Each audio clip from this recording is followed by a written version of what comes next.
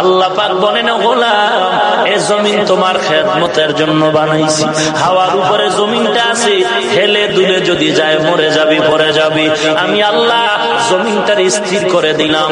আলাম নাজআলিল আরদা মিহাদা ওয়াল জিবালা আওতাদা।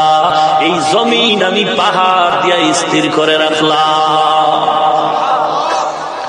আল্লাযী জাআলা লাকুমুল আরদা ফিরাশা ওয়াস সামাআ বিনাআ। আমি আসমানটারে তোমার ছাদ বানায় দিলাম, ছাদ। মুফাসসিরিনে কেরাম লেখছেন, আসমান জমিন সব মিলে একটা ঘর। ঘরের মধ্যে যেমন ফ্লোর থাকে, এই দুনিয়া নামক ঘরের ফ্লোর হলো জমিন। ঘরের মধ্যে যেমন ছাদ থাকে, এই দুনিয়া নামক ঘরের ছাদ হলো আসমান। এরপরে ঘরের মধ্যে টেবিল, চেয়ার, গাছ, ফল, হান্ডি বাসন, খানার সব আঞ্জাম। আল্লাহ বলেন, এই দুনিয়া নামক ঘরের মধ্যে চলার জন্য রাস্তা লাগবে, দরজা লাগবে, পানি লাগবে, আগুন লাগবে। এই দুনিয়ার সব আমি ব্যবস্থা করে দিয়েছি।